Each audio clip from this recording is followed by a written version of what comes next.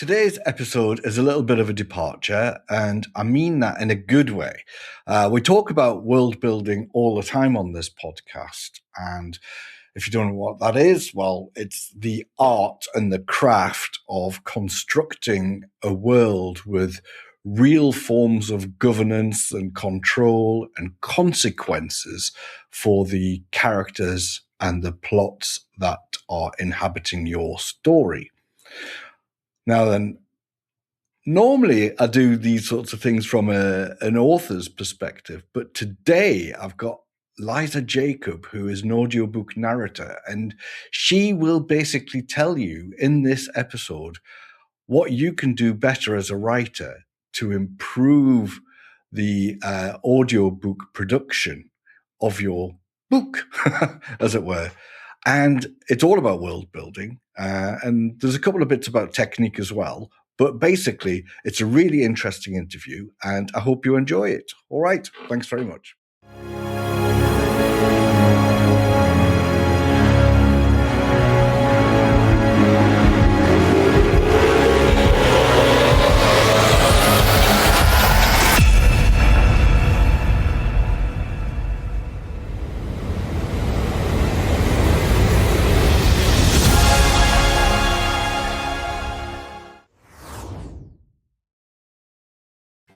Hello and welcome to the show. My name is John Richardson. I'm joined today by Liza Jacob, who is an audiobook narrator, and she is going to tell us all about how your book writing and the way you do your world building affects how she would be able to perform the audiobook narration of your book or story. So hello, Liza. How are you doing? Great. Thanks for having me. No problem. So come on then, let's spill the beans. So how long have you been doing this for? I think I'm at year 7, which is... Wow. Yeah. It's my second career. My first career was in children's book illustration. Right. So this has been absolutely amazing. Totally different and really lovely.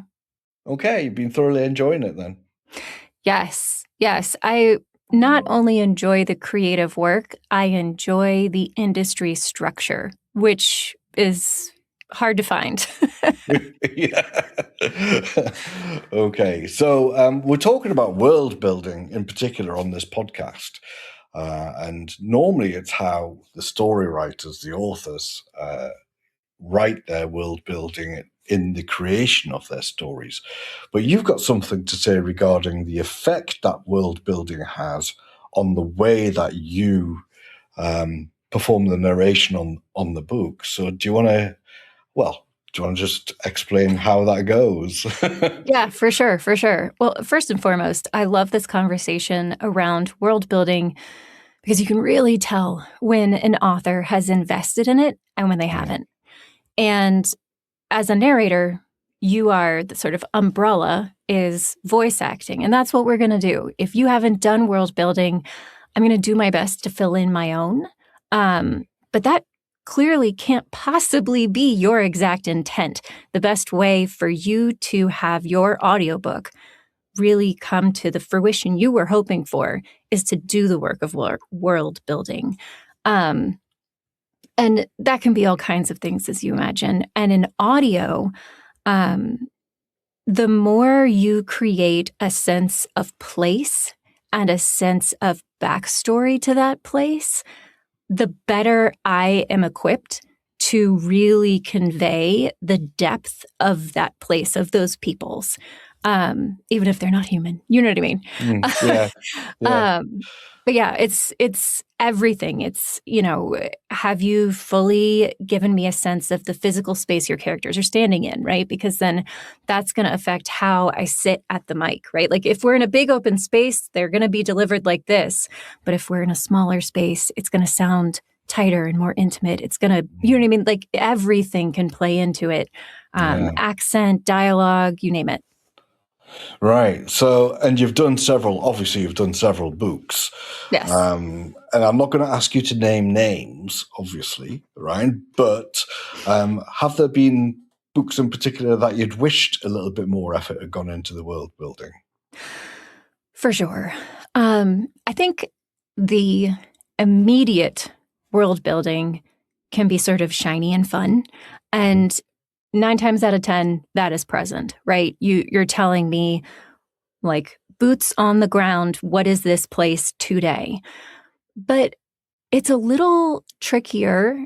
And I imagine it's sort of more of the back end in writing to create a sense of place that it helps the reader to understand where this place has been, right? Like, what is the history of this place without loading me up with exposition? You know what I mean? Like, without just dumping info in your first few chapters. It's an art, and I certainly can't do it. Kudos to the people who can. Yeah. But there are those times where I'm like, yeah, I mean, I know what she's wearing, and I know she's standing in a hallway, but like, you haven't described anything that tells me, how long has this building been here? How many queens have come before this queen? You know what I mean? Like, is this a new civilization? Is this an old civilization? How wide is the communication network? Am I going to find people with different accents from the same place? Yeah. All those things can tell me, like, no, this is a vast kingdom, because we're still in the same kingdom, but someone spoke and my MMC, my male main character, immediately clocked that they were a different province or a different part of the social structure. Those things really help tie in that there's a greater thing going on around our plot, which is how we live, right? Like, I may tell you a story about what happened Saturday, but of course it's within the context of the world we're living in right now. And I feel like the best manuscripts are the ones where that has been accomplished. Right. So we spoke briefly about, well, we didn't speak briefly about regional accents, but we kind of got there with provinces and the other thing that you mentioned there. So how would you like that to be transcribed or given to you, or how would you like the authors to adjust? Honestly, anything before I record. I think it's best if that is not a surprise to the reader. If you, oftentimes when you're reading, sci-fi, fantasy, that kind of thing, it's not based on the countries we know here today. And so it's not uncommon for narrators to use existing accents that clearly denote other, right? Like, oh, well, all these people have American accents. We know they're from a different place, but I'm not trying to invent a dialect or an accent to go with those characters. You're trying to create a sense of difference, I guess, rather than, Yes. But that is to say that your fictional character in this world won't be like, oh, and she was Australian. Oh, and she was American, right? You'll say like, oh, she was from the Denobi province. And I then say like, hey, what do you want for this other group? And I'm hoping for a dialect that exists. Right. Because, I think inventing stuff out of whole cloth can feel sort of jarring. Yeah. And certainly you want something in the text that clues the reader in, who then may become a listener. There is certainly, that's a Venn diagram. It's not two separate circles, listeners and readers, that will be what's happening. Right. Okay. So we've kind of hinted here about two things. There's the book itself, or the story itself, right? And there's also extra communication that maybe you get when you're contracted to do something. So, I mean, I don't know how it works, basically. So maybe you want to take me through that and tell us how that actually works and how the process of engaging with you would work in an example. Yeah, absolutely. So whether the author approaches me, or very rarely, but sometimes if I see something where I'm like, oh, this is amazing, I'll approach the author. I find that I do best when I prep after we've said, yes, great, this is a good fit, we're both happy with this.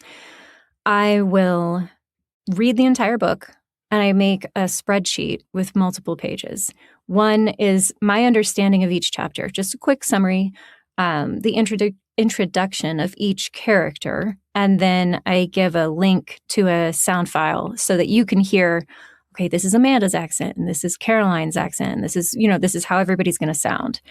And then I encourage the author to just give all of that a quick look before I dive in. And if you've got any changes, let me know. So that's the moment where I would need you to say, like, hey, I noticed that you have this person's voice pitched a little lower, but the truth is they're a nervous character, and so it's going to sound a little tighter and higher. Like, okay, great, perfect. Let me know now, because it's going to be a very expensive mistake if we get the entire book done. No one had sent me any corrections. No one's been, you know what I mean? Like, there has been no communication after I've sent you that being like, hey, here's my understanding of your work. And then you're like, just kidding. No one likes that moment. No, I can't imagine they would. So, okay, so that sounds, you've briefly said that in about 2 minutes, but it sounds a bit more involved than 2 minutes. So when you read through the book and you get your understanding of the different chapters and everything else, you obviously get a sense of the world from the book.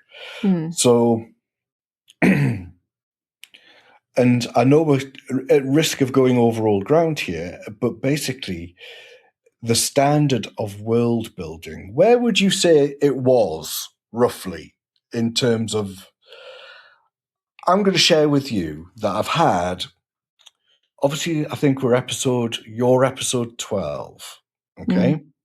So I've had 11 episodes about world building of various authors who have done, really good jobs of world building and stuff, and they've got the gist of the podcast. Right.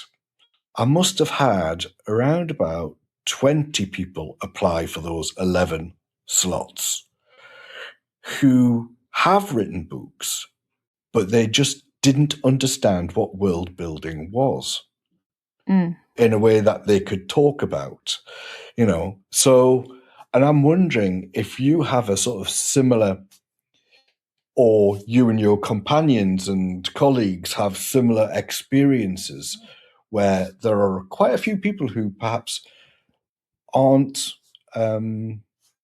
fully engaged with the world building process. Shall I put it that way? Yeah. Yeah. Well, and I think it's hard too, because I feel like the indie publishing industry has been this amazing thing that has opened up the door for so many different voices. It is no longer this tightly gate-kept thing to get to put your work out there, which is awesome. And I think far outweighs the other side of the coin, which is you get a lot of folks who are real green. And because they love to read, because they love these kinds of content and media, it feels like this is something they aren't super open to taking feedback from. I always feel like it's a little red flag when you point something out. And obviously, 100% you have to have your manuscript fully edited before you give it to a narrator. But there's always 1 or 2 typos. Like, it is what it is. It is, yeah. And so I will, unless it's painfully obvious what was intended, I'll just send a quick email and be like, hey, you said the smell got louder, checking in that's not really what we intended. And she's like, oh, no, that's so funny. No. But whenever someone says, oh, my editor suggested X, but I don't know. And I'm like, oh, no, where are we headed here? Like, the ability to take your own work seriously and believe in your own storytelling, but also see this as work, as a craft. And it would be crazy if you thought you were going to learn to be a master craftsman and like build cabinetry, but you are never going to take advice from anyone else. Like that sort of like, I am a man alone, like an island. Like, oh, that for me is always a little bit of a red flag that I'm going to be finding something where I'm either asking a lot of questions or filling in a lot of answers when it comes to world building. Yeah. Yeah. So what sort of stories have you been doing? I do a lot of fantasy, sci-fi sort of. I just finished a long series of sort of like dystopian fiction where the protagonist is like I think she starts at 17 and ends at 21 through the books. Right. But then I do a lot of romance. Audiobooks is a very romance-heavy industry. Really? It's really fun. It's really Yes, fun. It's almost always very lighthearted, right? So Right. you're reading about the girl climbing the mountain and her shins are torn up and she had to leave half her troops behind. And then the next book, you're like, and then he smiled at me and you're like, oh, this is like, it's a very different feeling. One balances out the other. Right. Okay. Yeah. That sounds awesome. It's So very fun. I bet. How long does it take to do like a book? Yeah. The short answer is I have a pretty typical reading average. So for every one finished hour of audio in the recording booth, it'll take me between 1.5 to 2 hours, depending on what we're working on. If there's 1,000 characters or there's complicated pronunciation, that'll take a little more time. Yeah. And as I said, I do read the whole book and prep it. So, and then editing. The big question is this producer, is the author like, no, I like to work with this production company. We're going to go there. So if I'm on the line for editing and other like production value things like quality control, and you're like, math is hard.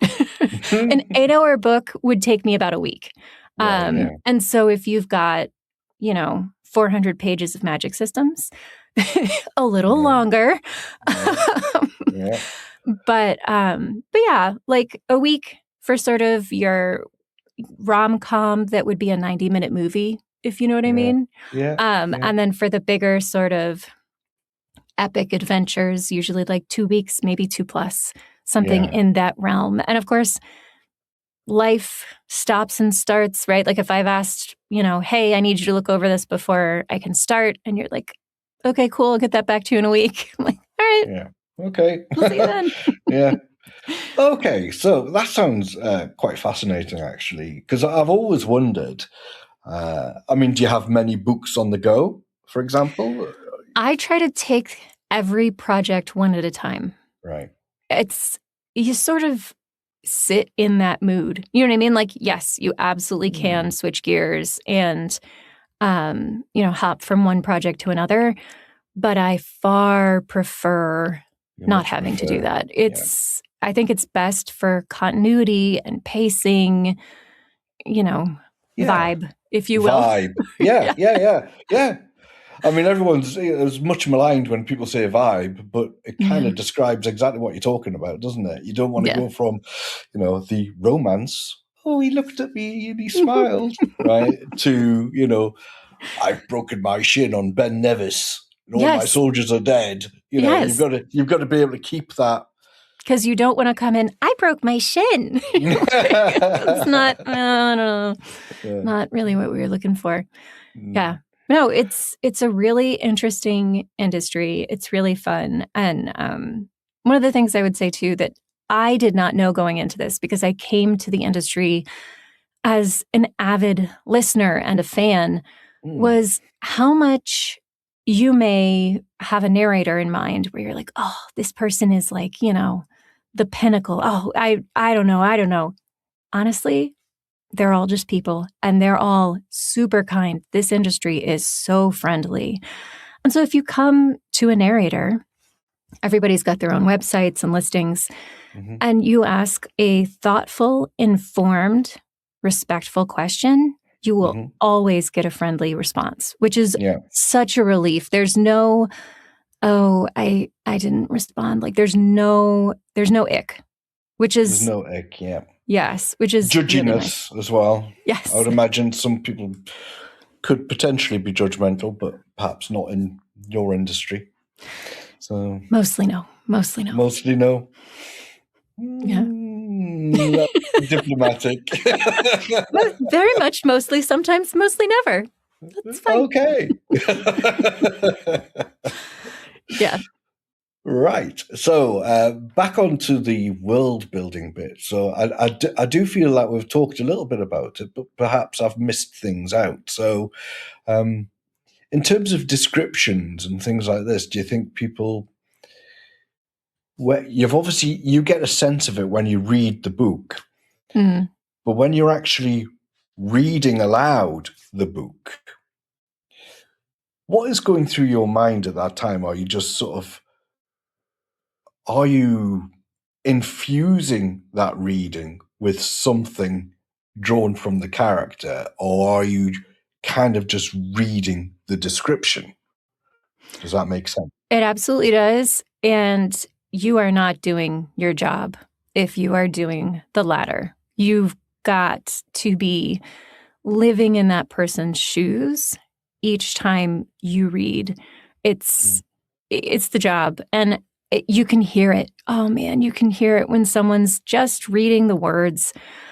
And my job is always... Because it exists, doesn't it? It exists. It's out there. It sure does. Well, and it's what is keeping the real expansion of AI long-form narration at bay, because it can't emote like a human does. The moment AI can truly read on its own, understand the emotional subtext, and emote, we got other problems than if I've got a job. You know what I mean? Like, that's wild. It's a whole different ball game, isn't it? Yeah. Correct. Yes. Yeah. But yeah, I think it's part of why too, since you need, as the narrator, when you read a scene, let's say it's a moment of tension and you've got to come in with an understanding of the space. Where are we? Where did we come from? Right? Like, where was this person a moment before? What are they coming into the scene with? What is the partner trying to give in the scene? What are they trying to hold back? Those are all considerations and all things it's why you read the book in advance, right? Because without having read the book in advance and thoughtfully sort of cast different voices for each character, and then before every chapter, I go back to my notes and say, like, okay, who's present, so that I can brush up on, like, oh, this is what that person sounds like, right? Okay. Or, oh, right, this happens mid-chapter. If you aren't doing those things, it just sounds like words. And it loses all of the beautiful world building the author may have done. Mm-hmm. And that is something that an amazing narrator can pull out of a hat. I certainly do my best. Mm-hmm. But if you've done beautiful world building, I don't need to pull it out of a hat. I'm pulling it out of your text.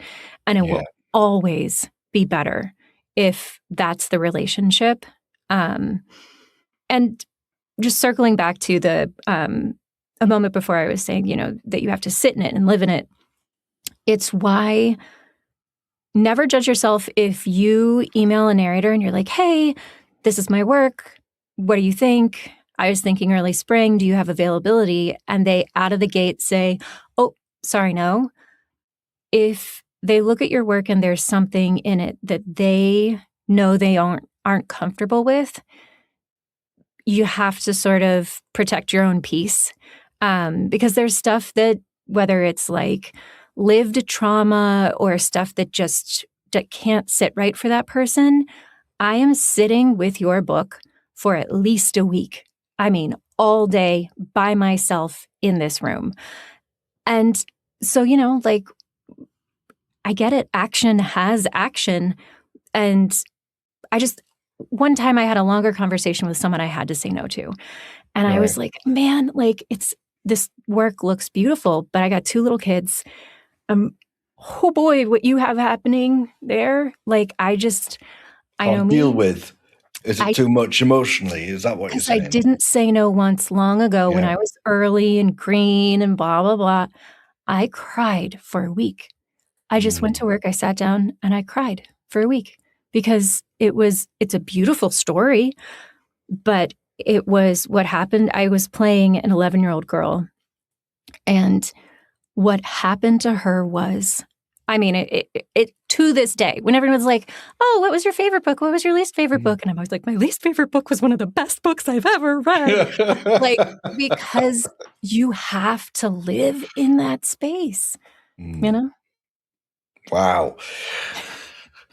That is an aspect I hadn't really considered, the emotional impact of the contents of a story on the narrator.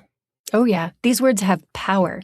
And I think that's what you want, right? Like, you want someone reading your work who feels its depth in all aspects, world building and character development. And so the best narrators will be honest about what they won't take. And there are a few who are like, yeah, I don't know, whatever. I mean, they must have had amazing childhoods. I'm so happy for them. But yeah, no, you really want someone who is sitting in it and living with it. Scott Brick, who is, like super, super famous narrator, long time in the industry, in an interview one time, said that he needed to sound scared for this book. It was just a very tight, tense, scary novel.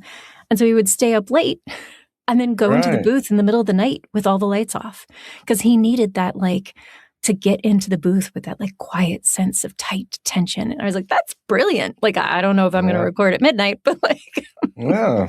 A little bit of method acting in a way, isn't it? Really? Absolutely. Yes. Yeah. Yes. Very much so. That's an interesting thing where we were talking about the effect on the narrator, but I mean, also there's an effect on the reader, surely. Yeah. Which I suppose is what the author is thinking of primarily. Yeah. And they're trying to push that emotion out to the reader for them to enjoy the book. Yes, absolutely. Absolutely. Yeah. And it's impossible to, maybe for me, it's impossible to love a book you can't connect to.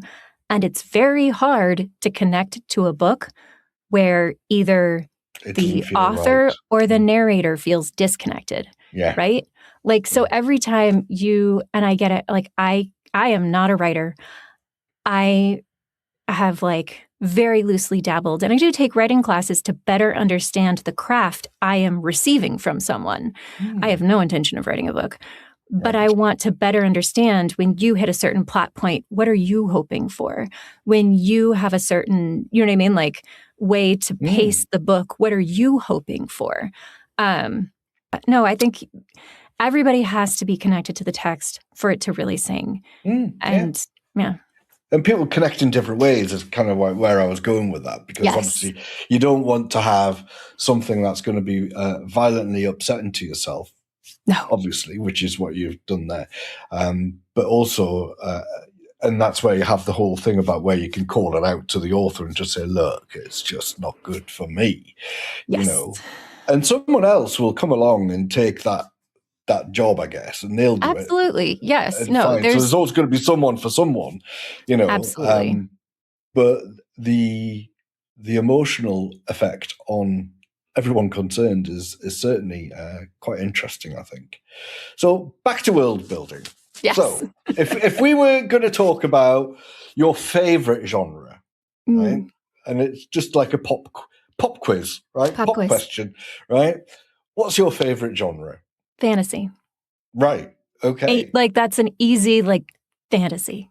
I want fake everything. I want dragons and kingdoms and just I love fantasy's ability when I'm the consumer, I'm the reader, whether it's professionally or privately, to just, it magically upfront hits you with the disconnect, right? I can disconnect from traffic and dirty dishes and political stuff you hear on the news and all of the day-to-day. I get an immediate disconnect. I'm like, oh, this is such a relief. It's such an escape. But then as you keep reading and you get into the subtext and the characters and the people, it feels very connected and very relatable. And oftentimes the themes feel very reconnected to the real world in a way that feels digestible and safe and lovely. And I mean, who doesn't like dragons? Entertaining as well. Yes. Yeah. So fantasy is your favorite then?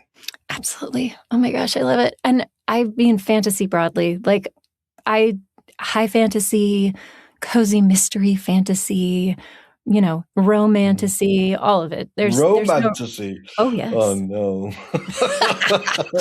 It's funny. I had an editor who I at that time was sending him my stuff and he was going through it.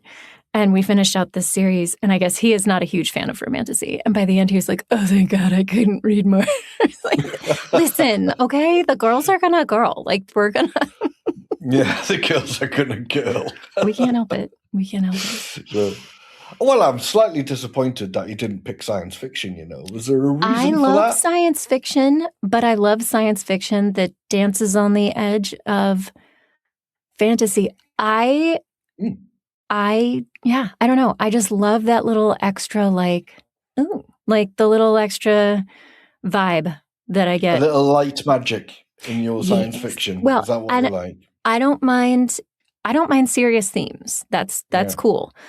But yeah, I guess the other thing is I feel like wildly anecdotally, I don't get a lot of science fiction because in voice acting, you never want to voice your pitch.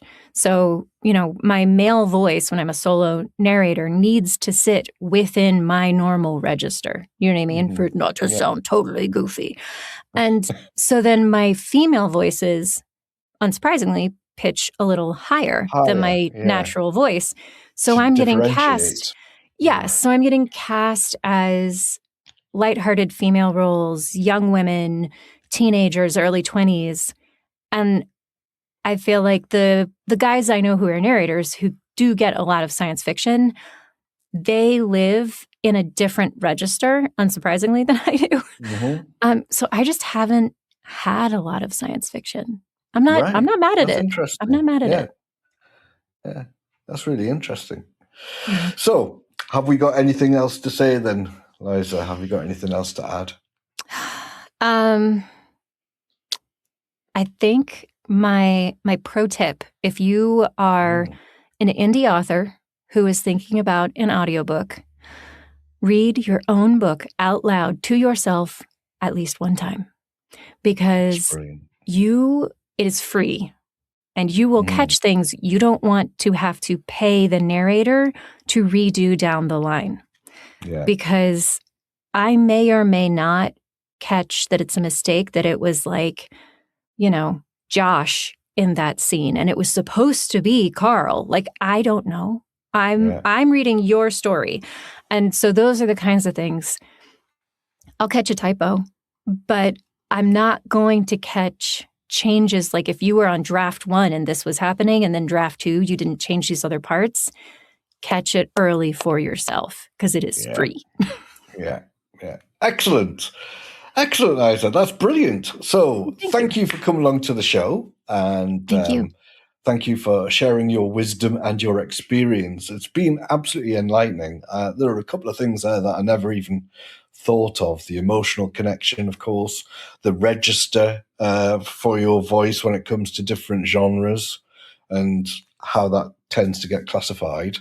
And also the whole thing about quality as well, which is the big thing, I think. It would help in so many different ways. And that power tip at the end was just absolutely amazing. So thank you. Thank you, Liza. So you can get Liza at lizajacob.com, where you can find out all about her and all the books she's done and everything else. And that's it. So thank you very much. Thank you.